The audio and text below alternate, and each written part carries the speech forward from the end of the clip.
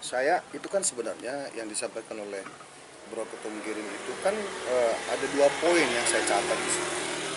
Yang pertama persoalan bagaimana kemudian kebijakan atau hal-hal yang diharapkan oleh teman-teman PSI ini bisa dilaksanakan, khususnya kaitannya dengan persoalan bagaimana mengantisipasi dan juga penanganan banjir di Jakarta. Itu yang pertama. Yang kedua, ada statement tegas bahwa Pak Gub DKI, Pak Anies ini dianggap tidak capable atau tidak punya kapabilitas. Nah, saya ada di 2 poin itu.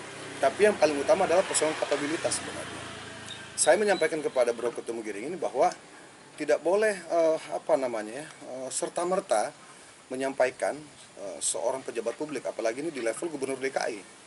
Ini Gubernur DKI loh, yang saya anggap ini Gubernur DKI ini gubernur yang paling spesial yang ada di Indonesia gitu kan.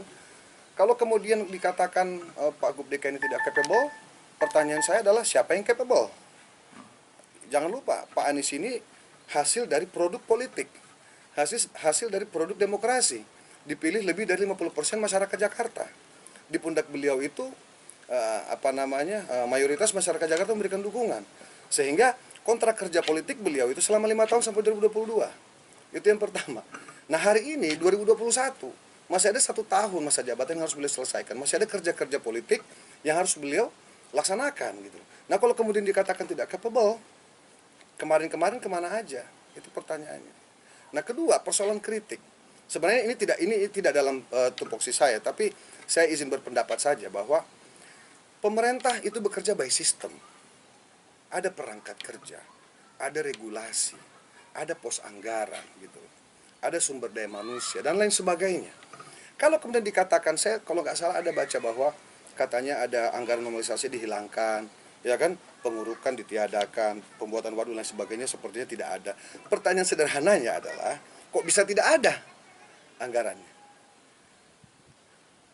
Menu kegiatan pelaksanaan penyelenggaraan pemerintah itu ada yang namanya APBD, gitu loh. Itu menu utama kita menyelenggarakan pemerintahan. Itu pedoman APBD yang diperdakan, diundang-undangkan loh, nggak main-main loh APBD itu. Itu seperti menu makanan kalau di restoran. Inilah yang harus dilaksanakan di 3 bulan pertama, di triwulan kedua ini, di triwulan ketiga ini, sampai masuk kepada anggaran perubahan ini. Nah, kalau dikatakan kenapa dihapus? Lah kenapa DPR juga mengiyakan untuk dihapus? Banjir ini kan persoalan template ya. Saya di Jakarta, masuk Jakarta kuliah tahun 97. Artinya saya di Jakarta sudah 24 tahun. Berkuliah, beraktivitas, bekerja sampai jadi anak band, bahkan jadi wali kota dulu, balik lagi sekarang ngeband lagi gitu kan. Udah cukup banyak fase-fase gubernur yang saya juga alamin gitu kan.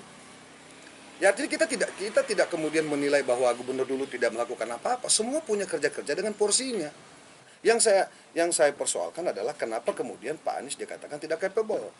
Oke, sekarang kita tanya balik kepada Bro Giring, siapa yang capable?